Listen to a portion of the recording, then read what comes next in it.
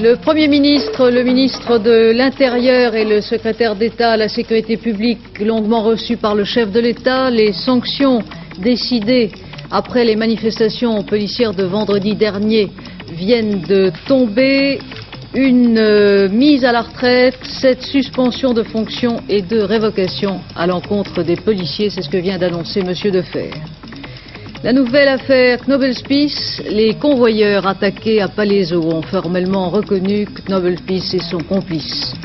Élection en Grande-Bretagne jeudi. Ce soir, notre édition spéciale sur l'enjeu et l'issue probable de ces élections. Denise Glaser n'est plus. Avec Discorama, elle avait fait les beaux jours de la télévision et de la chanson française. Madame, Monsieur, bonsoir. Le président Mitterrand a donc reçu pendant 1h30 cet après-midi le Premier ministre Pierre Mauroy, le ministre de l'Intérieur Gaston Defer et le secrétaire d'État à la Sécurité publique Joseph Franceschi. À l'issue de l'entretien, Monsieur Mauroy a indiqué que le ministère de l'Intérieur rendrait public ce soir l'identité des policiers et des responsables du maintien de l'ordre sanctionnés pour avoir participé aux manifestations de vendredi dernier, ainsi que la nature de ces sanctions. On vient de l'apprendre de la bouche de M. Defer. Il s'agit d'une mise à la retraite, de 7 suspensions de fonctions et de 2 révocations, Marcel Tria. Oui, je reçois à l'instant le texte du communiqué du ministère de l'Intérieur. M. Béguet est relevé de ses fonctions de directeur de la sécurité publique à la préfecture de police et mis à la retraite. Sont suspendus de leurs fonctions et traduits devant le conseil de discipline M. Doucet et M. Desrousseaux, chef de district. M. Drey, commissaire divisionnaire, M. Quérien et M. Loyez, commissaire de police, M. Mestre, qui est commandant, M. Hetz, qui sont officiers de paix, sont eux aussi mis à la retraite.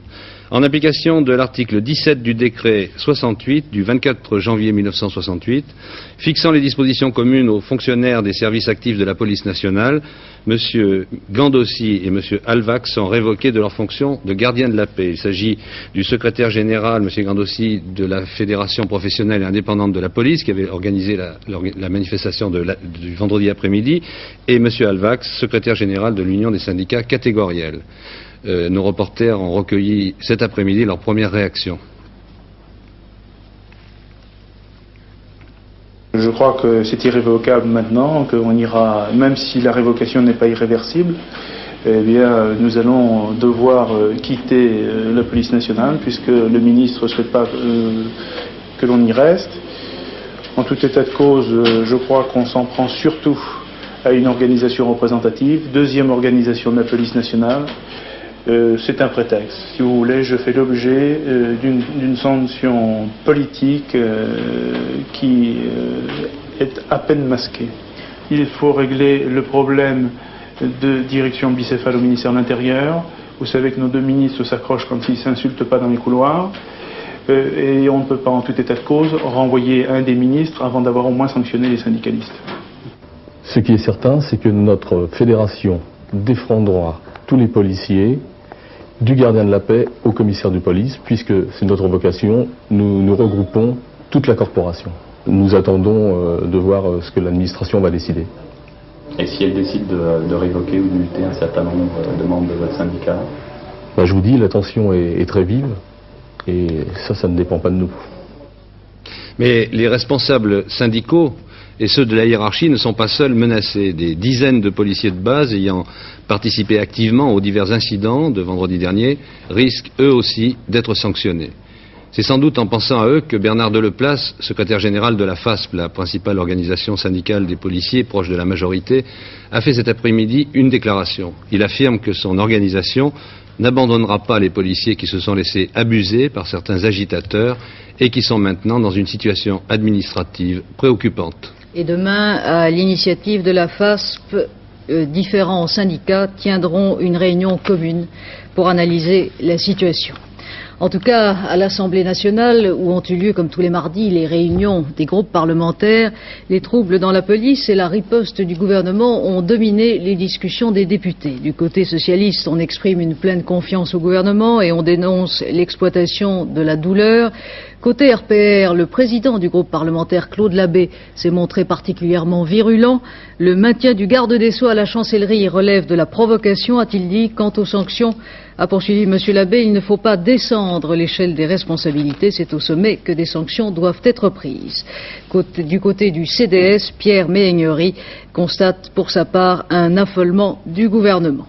Dans notre dernier journal, à 23h15, un débat sur la question opposera le député socialiste Jean-Michel Bélorgey, auteur d'un rapport bien accueilli mais non suivi d'effet jusqu'ici sur la réforme de la police, et un député de l'opposition. Les problèmes du maintien de l'ordre et tous les autres grands dossiers de l'action gouvernementale seront sans doute abordés par le président Mitterrand lui-même demain dans notre journal de 20h, puisque vous savez que le chef de l'État répondra aux questions d'Albert Duroy. Un entretien très attendu jusque dans les rangs de l'opposition, dont plusieurs dirigeants multiplient aujourd'hui les appels et les conseils à M. Mitterrand. Témoignage accablant aujourd'hui pour Roger Knobelspiess et Michel Baron, interpellés dimanche matin à Honfleur et transférés cet après-midi au tribunal d'Évry. Les convoyeurs de fonds attaqués à Palaiseau le 24 mai dernier ont formellement reconnu les deux hommes, ce qui n'a pas empêché Knobelspiess de crier son innocence à la presse. Daniel Catlin. Commissariat de Honfleur, 13h30. Roger Knobelspiess, Michel Baron et leurs compagnes se voient signifier leur mandat d'amener délivré par le juge d'instruction d'Évry chargé du hold-up de Palaiseau. 14h, le transfert a lieu. Roger Knobelspiess interpelle les journalistes présents. Je suis innocent du hold-up de Palaiseau. J'ai simplement une par amitié pour Baron. C'est pour ça que je suis là. C'est une cabane de policiers. Cabale, en tout cas, les policiers ont réuni beaucoup d'éléments contre Knobelspiess et Baron. 2 des 3 convoyeurs de Palaiseau ont reconnu en Roger Knobelspiess le chauffeur de la R18 maquillé en voiture de police. D'autre part, l'officier de police qui avait suivi la R18 pendant 80 km vient lui aussi d'identifier le conducteur de cette voiture. Jusqu'à présent, seul Curti, le chauffeur du fourgon, a été entendu. Knobelspiess et Baron pourraient vraisemblablement être inculpés de vol à main armée et port illégal d'uniforme.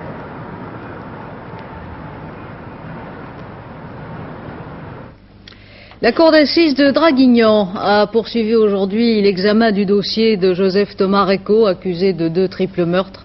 Le procès s'est ouvert hier, vous l'avez vu sans doute dans un climat explosif. Aujourd'hui a commencé l'examen technique du dossier qui se poursuivra toute la semaine. Paul Lefebvre. Les cris d'hier, les rires d'aujourd'hui, mais le dérisoire est tout aussi malsain, voire dangereux. Récaud, emphatique, aussi ridicule dans son accoutrement, s'adresse à la salle et morigène. Taisez-vous, voyons, c'est pas le cirque ici, ayons un peu au moins le respect de la cour. Une forme de provocation, volontaire ou pas, qui met à rude épreuve les nerfs d'un public dont une partie, disons-le franchement, aimerait employer une procédure nettement plus expéditive. Récaud, attentif, agaçant, a quitté le masque du mystique d'hier pour celui de l'innocent accablé. Il nie tout en bloc, accuse les gendarmes de torture et les juges d'instruction de complicité. Ainsi fit-il des réponses aux questions qui le gênent, et Dieu sait s'il y en a. Par exemple, quel est le mobile précis de la tuerie de Carqueiranne? Par exemple, n'y avait-il pas un complice au hold-up massacre de Béziers? Au fait, où est l'argent volé? 39 ans, presque jour pour jour, après le massacre d'Oradour-sur-Glane, l'un de ses auteurs, l'ancien SS Heinz Barth, a été condamné à la prison à vie, aujourd'hui par le tribunal de grande instance de Berlin-Est. Il a aussi été déchu de ses droits civiques pour crimes de guerre et crimes contre l'humanité prémédités. Le verdict confirme les réquisitions du procureur qui n'avait pas réclamé la peine de mort. Le ministre des Relations extérieures, Claude Cheysson, a reçu cet après-midi le chef du département politique de l'OLP, Farouk Kaddoumi, pour une discussion sur la situation au Proche-Orient. Gérard Sebag a demandé aux dirigeants de l'OLP, proches de Yasser Arafat, sa réaction aux derniers affrontements sanglants au sein même de l'OLP. Écoutez sa réponse. Ce n'est pas la première fois que nous avons des problèmes de ce genre. C'est un phénomène limité et nous essayons de le régler pacifiquement. Combien de temps vous faudra-t-il pour résoudre ce problème? Ce n'est qu'une question de semaines. Vous faudra-t-il utiliser la force? Nous n'utiliserons pas les armes, c'est pourquoi cela demande un peu de temps. Demain, réunion des ministres des Affaires étrangères de l'Alliance Atlantique, une réunion de routine qui suit traditionnellement la rencontre de leurs collègues de la Défense la semaine dernière à Bruxelles, mais une rencontre qui prend valeur d'événement puisque pour la première fois depuis 17 ans, depuis que le général de Gaulle a retiré la France du commandement militaire de l'OTAN, la rencontre aura lieu à Paris. Georges Bortoli. La France fait partie de l'OTAN depuis 1949 et, à proprement parler, elle n'en est jamais sortie. Ce qui a changé en 1966, c'est que de Gaulle a quitté ce qu'on appelle l'organisation militaire intégrée de l'OTAN. Traduit en clair, ça veut dire que les divisions françaises qui étaient placées sous commandement OTAN ont été placées alors sous commandement français et que le commandement interallié qui avait été créé en France par le général Eisenhower, qui s'était installé dans la banlieue parisienne, a quitté notre pays, de même que l'ont quitté toutes les bases militaires de l'OTAN. Il n'y avait plus en France, si j'ose dire, un seul organisme militaire coiffé d'un képi étranger, la France restant membre de l'Alliance Atlantique, mais membre indépendant. Il s'en est suivi évidemment une longue période de froid entre l'OTAN et la France, et puis les Américains, chevilles ouvrières de l'OTAN, finissent par admettre la position particulière des Français qui n'ont jamais cessé de participer aux réunions ministérielles de l'OTAN. Seulement, pour des raisons évidentes, la France avait cessé d'inviter ces conférences chez elle. Disons que le cœur n'y était plus. Alors, avec le réchauffement actuel des relations France-OTAN, c'est terminé. Demain, les 16 ministres des Affaires étrangères des 16 pays membres de l'OTAN seront à Paris pour y débattre de problèmes stratégiques communs, problèmes particulièrement pressants, puisque 1983 en Europe, c'est l'année des missiles, l'année des Pershing. Un mot du dollar qui s'est très légèrement tassé. Aujourd'hui à Paris, la devise américaine a coté 7,70 francs. 4% de plus au 1er juillet, c'est le montant de l'augmentation des allocations familiales au titre du premier semestre 83. Le secrétariat d'État à la famille l'a confirmé aujourd'hui. Dernières heures de fièvre électorale en Grande-Bretagne, où vous le savez, des élections législatives auront lieu jeudi. Une fièvre électorale toute relative, puisque le succès de Mme Thatcher paraît assuré. Alors pour comprendre les raisons de cette victoire très probable du Parti conservateur, qui prendra l'allure d'un plébiscite pour le Premier ministre britannique, pour goûter aussi du climat très britannique de cette campagne, rejoignons maintenant à Londres notre correspondant permanent Bernard Rapp et Patrick Poivre d'Arvor. Bonsoir Christine, après-demain donc la Grande-Bretagne vote le jeudi, c'est une tradition et cela permet une forte participation. Et pourtant, à 35 heures de l'ouverture des bureaux de vote, eh bien le suspense n'est pas bien fort ici. Tout le monde s'attend à une nouvelle victoire des conservateurs de Mme Thatcher et à une victoire en force. Alors si nous sommes ici, c'est parce que les choix des Britanniques nous intéressent très directement. Nos deux pays se ressemblent, même taille, même style de vie, et pourtant les modèles économiques sont radicalement différents, et en temps de crise, ils engagent tous deux l'avenir. Nous y reviendrons très largement avec notre correspondant permanent à Londres, Bernard Rapp. Mais d'abord, un portrait, celui du locataire de ces lieux, une dame, Mme Thatcher, 10 Downing Street, donc, une femme qui écrase la scène politique britannique. Il y a un peu plus d'un an, la cote de Mme Thatcher était au plus bas que ses adversaires travaillistes. Puis vinrent les Malouines, qu'on appelle ici les Falklands. Elle ne mérita jamais mieux son surnom de dame de fer, sa cote s'envola, et dans la foulée, elle organise aujourd'hui ses élections anticipées à 1 an du terme normal. Le portrait de Maggie par Bernard Rapp. Il y a effectivement un phénomène Margaret Thatcher, tant cette femme de 57 ans domine aujourd'hui le monde politique britannique. Il y en est un mélange explosif de Churchill, de Gaulle et de Poujade. Et s'il ne représente pas toute l'Angleterre, pas même la totalité du parti conservateur qu'elle dirige, tout le monde s'accorde sur un point au moins, l'élection se jouera sur sa personnalité plus que sur son bilan. Une personnalité que l'on aime ou que l'on déteste sans nuance. Je crois qu'elle est la meilleure première ministre de paix qu'on a eue dans ce siècle. Margaret Thatcher représente le poujadisme dans le Parti conservateur. C'est la revanche de la petite bourgeoisie dans ce parti avec tous les préjugés que ça implique. L'institutrice, la dame de fer ou encore le meilleur homme politique britannique, les qualificatifs ne manquent pas pour décrire cette fille d'épicier devenue Premier ministre au terme d'une ascension qui n'est pas sans rappeler l'uppercut du boxeur. Pendant ces 4 années, Margaret Thatcher a été sur tous les fronts. Elle voit grand, refuse de s'arrêter aux détails et croit profondément aux vertus victoriennes. Travailler dur, aider son prochain ou son voisin et posséder sa maison. Sa conviction est totale, absolue, elle croit en elle croit en son pays, qu'elle pense vraiment incarner aujourd'hui, et elle sait le faire savoir à l'occasion.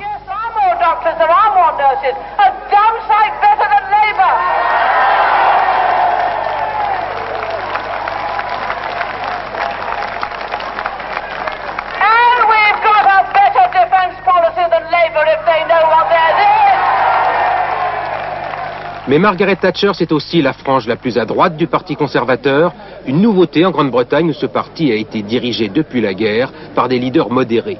Aujourd'hui, les modérés sont surnommés les poules mouillées par ses amis, et il ne fait pas de doute que Margaret Thatcher conjugue le pouvoir à la première personne. Certains l'accusent même d'avoir en quelque sorte présidentialisé la démocratie parlementaire britannique.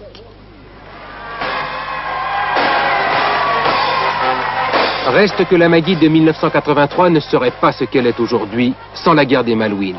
Ses partisans comme ses adversaires reconnaissent que ce fut bien là sa victoire.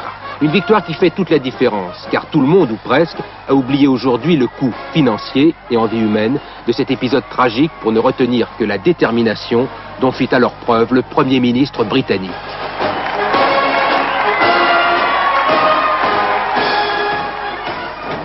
Des élections donc sur une personnalité, mais aussi une politique, et surtout une politique économique, un choix radical, cynique même, disent les adversaires de Mme Thatcher. Il faut dégraisser l'appareil industriel pour mieux le revigorer ensuite. Résultat, un coût social impressionnant, 1 million de chômeurs plus que chez nous. Mais quelques belles réussites, et notamment une inflation maîtrisée. Alors comment réussir à reconquérir le 10 Downing Street, le pouvoir donc, avec ce bilan-là, Bernard.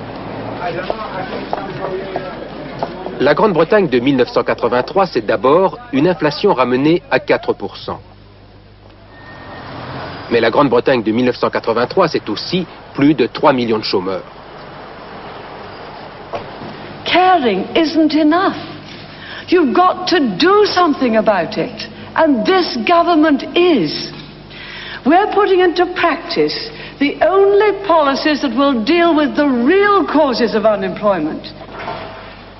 2 chiffres chocs plus une conviction absolue, cela ne suffit sans doute pas à établir un bilan. Cela permet néanmoins de comprendre un peu mieux ce qui s'est passé en Grande-Bretagne depuis que Margaret Thatcher s'est installée il y a 4 ans au 10 Downing Street. Cela s'appelle le thatcherisme, une théorie qui s'appuie sur une idée simple. Il n'y a d'économie victorieuse qu'à travers le profit et l'entreprise privée. Avec 2 priorités, faire baisser l'inflation et accroître la compétitivité de l'industrie, quel qu'en soit le coût social. Et il y a des réussites incontestables, à commencer par la lutte contre l'inflation. La hausse des prix était de 10,3% en 1979, elle n'est plus aujourd'hui que de 4%. C'est son plus bas niveau depuis 15 ans. Deuxième point fort du bilan, la monnaie. La livre, menacée pendant des années, est devenue une devise recherchée, même si son destin est lié au pétrole de la mer du Nord. Enfin, autre sujet de satisfaction pour Mme Thatcher, le commerce extérieur devenu largement excédentaire au cours de son mandat, mais c'est là aussi grâce à la manne pétrolière de la mer du Nord. Et sans le pétrole, le commerce extérieur britannique serait lui aussi gravement déficitaire. Un commerce extérieur positif, une monnaie forte et une inflation maîtrisée, ces 3 réussites paraissent pourtant bien fragiles. Les 3 réussites de Mme Thatcher, il y a quand même des problèmes, ils risquent d'être fragiles. D'abord l'inflation. Elle a fait baisser l'inflation avec un prix en ce qui concerne le chômage, mais c'est pas certain que ça va durer comme ça, parce que les gens vont pousser encore une fois pour les augmentations. On peut pas faire de pression sur les syndicats continuellement comme ça. Alors, ça risque de craquer. Deuxièmement, la livre sterling, la monnaie a été très forte, mais c'était pas tellement Madame Thatcher, c'était plutôt le pétrole. Alors, ça risque de baisser aussi. Dès que ça chute, la livre chute, l'inflation monte, et vous avez encore des problèmes. Chaque semaine, les téléspectateurs anglais peuvent voir s'inscrire sur leur petit écran ce compteur des emplois perdus ou créés. Un compteur le plus souvent négatif. Car le chômage, c'est le principal échec du gouvernement conservateur. Il est la contrepartie reconnue de sa politique anti-inflationniste. Les chômeurs qui ont multiplié ces derniers mois les manifestations telles que cette marche à travers tout le pays étaient 1 300 000 à l'entrée en fonction de Margaret Thatcher. Ils sont aujourd'hui officiellement un peu plus de 3 millions, ils seraient même 4 millions si l'on en croit les syndicats. Autre point noir de l'actuel gouvernement, la baisse record de la production industrielle au plus bas depuis 16 ans. Elle résulte elle aussi de la lutte contre l'inflation, Margaret Thatcher étant opposée à toute relance publique de l'économie. Reste que la crise et le chômage ont aussi permis l'apparition de nouvelles mentalités. Il y a, c'est vrai, des contreparties. Avant, l'industrie employait trop de monde, ce qui la rendait, entre autres, moins compétitive. Il faut bien reconnaître que le chômage a imposé un certain sens de la discipline. Je ne sais pas si c'est la meilleure forme de rapports sociaux dans les entreprises, mais c'est un fait. Ce sens de la discipline s'est imposé aussi bien aux patrons qu'aux salariés. Et tous ont dû admettre qu'il fallait devenir compétitif. Pour Margaret Thatcher, le bout du tunnel est en vue et l'économie devrait maintenant repartir. Elle réclame un nouveau mandat pour prouver qu'elle a eu raison dans ses choix. L'opposition estime au contraire qu'un nouveau gouvernement conservateur signifierait plus de chômage et la fin de l'industrie britannique. Bien un bilan qui a l'air de plaire aux Anglais pour l'instant, en tout cas de ne pas leur faire peur. Mais quelle radicalisation dans l'élection, Bernard Rapp? Effectivement, c'est certainement la campagne et l'élection la plus radicale depuis la guerre, et cela notamment en raison de l'extrémisme exceptionnel des partis. Alors, il y a d'abord le parti conservateur qui est aujourd'hui aux mains des ultras, dirigé, représenté par Margaret Thatcher. Ça ne plaît pas à tout le monde, ça ne plaît pas à tous les députés de base, mais ça marche bien dans le public, puisqu'aujourd'hui Margaret Thatcher devrait recueillir, selon les derniers sondages, 400 des 650 sièges prévus pour le prochain Parlement. En face, il y a le Parti travailliste, qui lui est très à gauche. C'est un parti déchiré par les querelles internes entre l'aile gauche, qu'on appelle les militants, et l'aile plus modérée. Alors, le Parti travailliste ne marche pas fort dans le public, lui, puisqu'il a son pire score depuis la guerre, là encore. Et le fond du problème du Parti travailliste, c'est certainement son programme qui est terrible. Il prévoit le départ du marché commun, il prévoit la dénucléarisation de la Grande-Bretagne, et l'électeur de base, ne suit pas ce programme apparemment. Et puis fait nouveau depuis quelques années, au milieu, un parti qui marche bien pour l'instant. Alors le Parti de l'Alliance, c'est un parti qui regroupe à la fois les libéraux, qui ne sont pas des nouveaux venus sur la scène politique britannique, et le Parti social-démocrate, qui est un tout jeune parti, qui est constitué par des transfuges du Parti travailliste, qui étaient en désaccord avec l'orientation de leur parti. C'est un parti qui, lui encore, a les faveurs du public. Aujourd'hui, il était tout petit il y a seulement 3 mois, et aujourd'hui, il talonne de très près les travaillistes. Et il a créé d'ailleurs un petit personnage pour sa campagne électorale, très drôle, qui est quelque chose à mi-chemin entre Margaret Thatcher et le leader travailliste Michael Foot. Who cares about jobs? Who cares about inflation? Who cares about jobs? Who cares about inflation? Who cares about jobs? Who cares? Le chômage, dit notre petit personnage. Eh bien, le chômage, c'est en effet l'argument essentiel des travaillistes qui, dans chaque mairie qui détiennent, comme ici, à l'hôtel de ville de Londres, tiennent au jour le jour une comptabilité publique du nombre des demandeurs locaux d'emploi, plus de 300 000, vous le voyez, pour la seule ville de Londres. C'est aussi le leitmotiv de la base populaire du Labour, c'est-à-dire les syndicats, les fameux trade unions, qui sont beaucoup plus puissants qu'en France, parce que plus nourris en effectifs, mais qui en même temps sont singulièrement affaiblis aujourd'hui par Mme Thatcher. Le reportage de Martine Gilson et de Michel Alicot. Londres, dimanche après-midi. À l'appel des travaillistes et des syndicats, des milliers d'Anglais, pour la plupart chômeurs, manifestent ici contre la politique Thatcher. Une démonstration pacifique, tout à l'anglaise, mais sans grande foi. Et pour cause, en 4 ans, la dame de fer a courbé les chines des plus rétifs. Elle a, sans problème, diminué le pouvoir d'achat, limité les droits syndicaux. Pas ou peu de réaction. La peur sans doute pour les salariés de venir grossir encore les rangs des chômeurs. L'action des syndicats en est presque réduite au seul discours. Écoutez Len Murray, le leader des TUC. Nous ne nous tairons pas, nous ne disparaîtrons pas, nous ne tolérerons pas la psychose du chômage. Là, vous êtes à Ebbw, au pays de Galles, l'un des berceaux de l'industrie britannique. Ici, les discours officiels cèdent le pas devant le quotidien.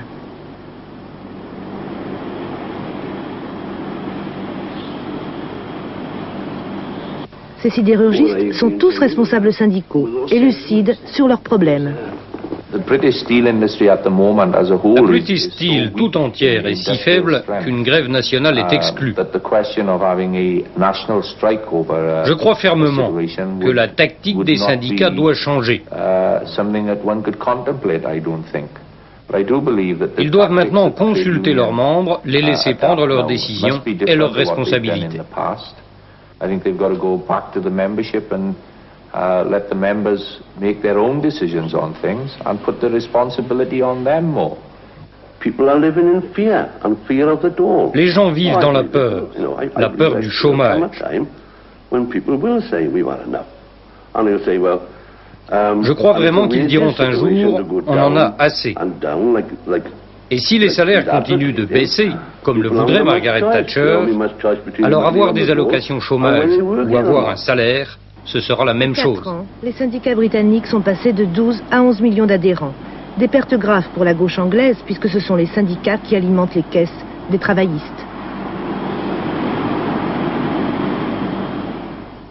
Si les sondages ne se trompent pas, et méfions-nous parce qu'ils se sont déjà trompés ici 2 fois pour des élections générales, c'est donc à Madame Thatcher qu'au lendemain de l'élection, la reine confiera un nouveau mandat de Premier ministre. La reine qui ne vote pas plus que ses enfants d'ailleurs.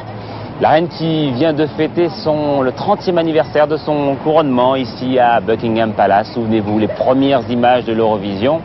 La reine qui représente encore quelque chose d'important dans la vie britannique, surtout dans son subconscient. Au fond, la reine, c'est un peu le rêve. Selon l'expression consacrée, la reine d'Angleterre règne, mais ne gouverne pas. Pourtant, peu d'institutions en Grande-Bretagne revêtent une telle importance dans l'imagerie populaire. Et à l'aube du XXIe siècle, l'histoire de la famille royale s'écrit aujourd'hui encore en lettres d'or sur velours cramoisi. Tout y est, les carrosses, les gardes rutilants et même l'histoire d'amour d'un prince royal et d'une jeune fille presque inconnue.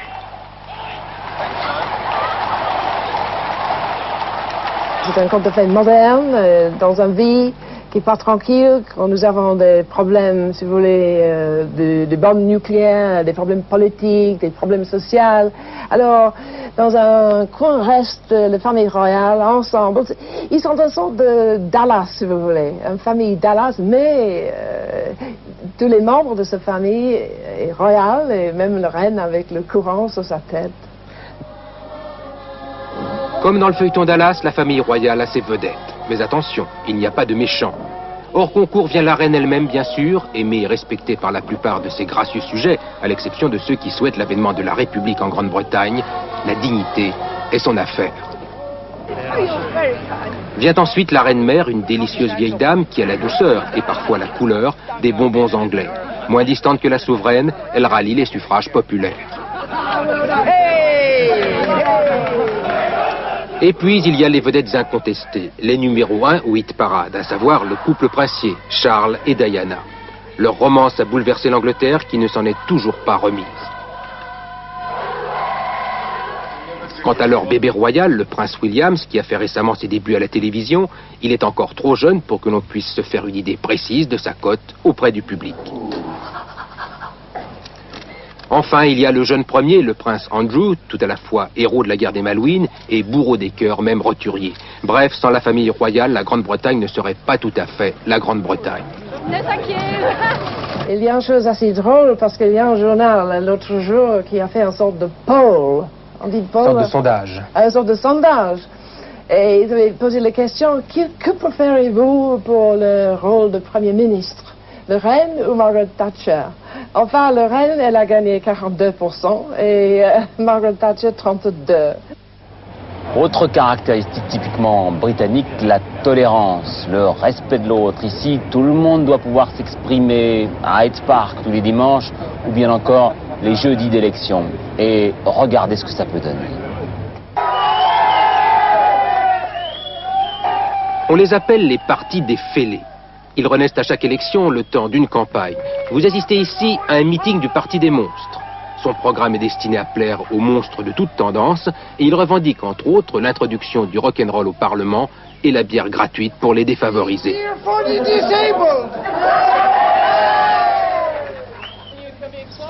Mais c'est dans ce restaurant que l'on peut trouver le quartier général du parti le plus inattendu et le plus révoltant de cette élection. Le parti pour la protection de la cuisine anglaise traditionnelle. Son fondateur et candidat unique s'appelle David Fry. Il est bien sûr restaurateur et promet que le peuple britannique retrouvera sa grandeur perdue en se nourrissant de véritable cuisine anglaise. Il mène très sérieusement une campagne électorale qu'il est un peu moins et promet entre autres choses le remboursement du Yorkshire Pudding par la sécurité sociale et l'obligation de manger du pâté des Cornouailles tous les samedis. David Fry connaît par ailleurs toutes les mauvaises habitudes gastronomiques des autres candidats qu'il dénonce bien haut.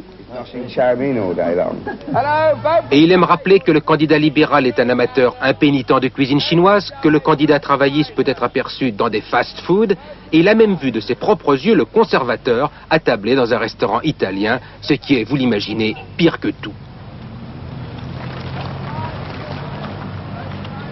Malgré une campagne effrénée et humide, le candidat pour la protection de la cuisine anglaise ne pense pas être élu cette année. Il a néanmoins accepté de faire une brève déclaration devant les caméras d'Antenne 2.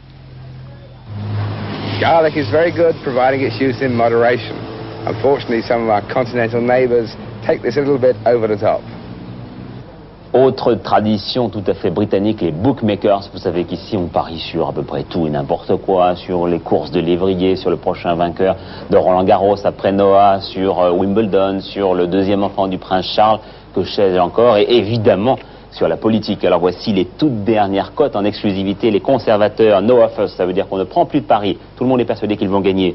Ensuite, le Labour, c'est-à-dire les travaillistes, 7 contre 1, et l'alliance des sociodémocrates et des libéraux à 66 contre 1.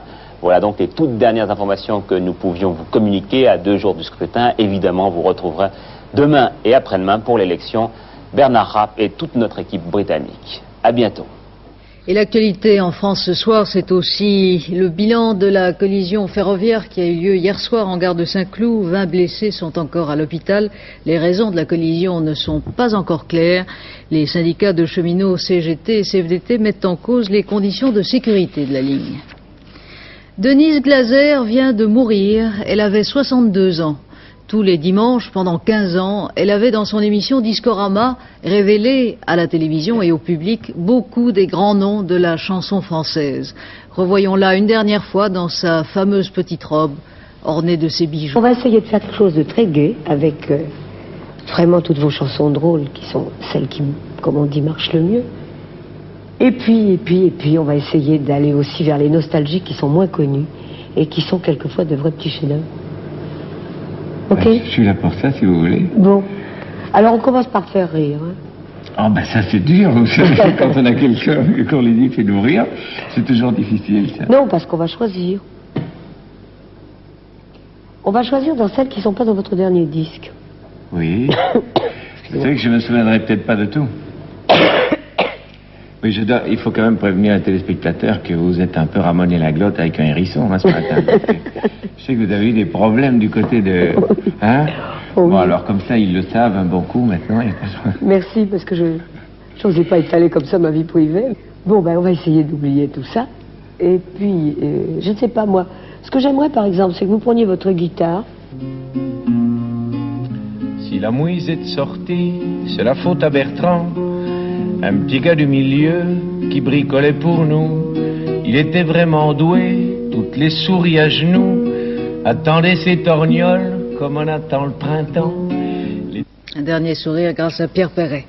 Du football ce soir avec la demi-finale de la Coupe de France en match retour. Paris Saint-Germain devrait aisément se qualifier pour la finale. Les Parisiens qui se déplacent à Tours l'avaient emporté par 4-0 au match aller. Dans l'autre demi-finale, Nantes ne devrait pas avoir de problème face à Tulle, battu à l'aller 1-0. Rapidement, le temps demain, Alain Gillot-Pétré. Ça ne change pas. Regardez derrière moi, quand notre ciel fait boum, on a des orages. Regardez la photo satellite. Les voici, ces orages, comme prévu par la météo nationale. Ils ont abordé l'ouest du pays. Ils se trouveront ici demain. Maintenant, regardez la carte, parce qu'il faut que j'aille vite. Donc, sur la carte, les orages principaux, disons, du nord au Massif central et aux Pyrénées. À l'avant, il y en aura aussi, mais tout de même, c'est du beau temps. À l'arrière, ça s'améliorera avec de belles éclaircies. Baromètre à la baisse, thermomètre en très légère baisse, mais ça reste tout de même très agréable. Minimum 22 degrés au nord, maximum 30 degrés au sud. Demain, pas de minutes de soleil en plus ou en moins, bientôt l'été, lever du soleil tout de même à 5h50, couché à 21h49 pour ce mercredi 8 juin, et c'est la Saint-Médard qui n'a rien à voir avec la pluie, tout ce qu'on raconte sur lui, c'est pas vrai bien sûr. Je vous rappelle l'information principale ce soir. Il s'agit des sanctions décidées après les manifestations policières. 1 mise à la retraite, 7 suspensions de fonctions, 2 révocations. Voici en détail, avec 2 rectifications par rapport à ce que nous vous disions en ouvrant ce journal. Voici le texte même du communiqué du ministère de l'Intérieur. Est relevé de ses fonctions et mis à la retraite M. Béguet, directeur de la sécurité publique. Suspendu de leurs fonctions et traduit devant le conseil de discipline, M. Doucet et Desrousseaux, chefs de district, M. Drey, commissaire divisionnaire, Quérien et Loyez, commissaire de police, M. Mestre, commandant, et Heitz, officier de police. Révoqués de leurs fonctions de gardien de la paix, M. Gandossi de la FPIP et M. Alvax de l'Union des syndicats catégoriels. Demain, le Conseil des ministres approuvera les nominations du nouveau préfet de police de Paris et du nouveau directeur général de la police nationale. À 23h15, Hervé Claude vous présentera notre édition de la nuit. Demain, 12h45, antenne de midi. J'aurai le plaisir de vous retrouver demain à 20h. Très bonne soirée avec de passionnants dossiers de l'écran et pardon pour ce léger retard. Bonne soirée.